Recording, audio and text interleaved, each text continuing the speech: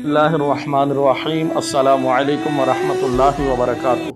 ناظرین محترم، آج ہم جانتے ہیں قربانی کے حوالے سے کہ جانوروں کی عمریں کیا ہونی چاہیے۔ اس کے علاوہ عمر کی پہچان اور علامت یہ بھی ہم سنیں گے۔ کوشش کریں آپ توجہ سے سماعت کیجئے گا تاکہ ہماری قربانی صحیح طریقے سے ادا ہو سکے۔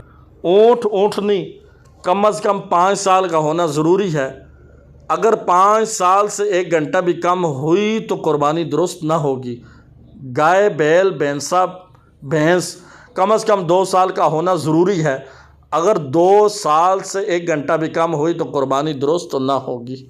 بکرا کم از کم 1 سال کا ہونا ضروری ہے۔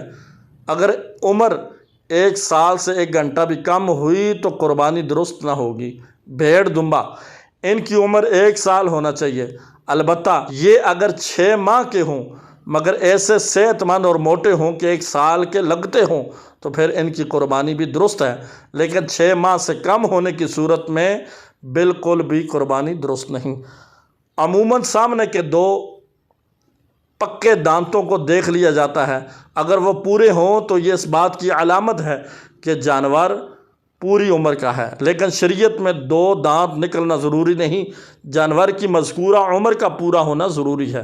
لہٰذا اگر مذکورہ عمر کے پورا ہونے کے باوجود دانت نہیں نکلے یا جانور بیچنے والا جانور کی عمر پوری بتلاتا ہے اور ظاہری حالات سے بھی یہی لگتا ہے کہ وہ سچ کہہ رہا ہے تو اس کی بات پر اعتماد کرنا جائز۔ حضور سرور دو عالم صلی اللہ تعالی علیہ وسلم نے ہمیں حکم دیا، جس کو مولا علی مشکل کشا نے روایت کیا ہے، فرماتے ہیں قربانی کے جانور کے آنکھ کان خوب اچھی طرح دیکھ لیں۔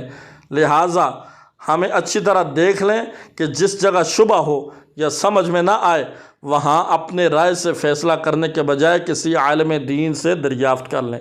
انشاءاللہ اگلی ویڈیو میں ہم ناک، کان، گلا، سینگ، پاؤں یہ ساری ان کے متعلق کہ کون سے جانور ہے کہ جس کی قربانی اس حوالے سے جائز ہے اور ناجائز، انشاءاللہ سیکھنے کی کوشش کریں گے اور سنیں گے۔ اللہ تعالی ہم سب کی قربانیوں کو اپنی بارگاہ میں قبول فرمائے۔ السلام علیکم ورحمۃ اللہ وبرکاتہ۔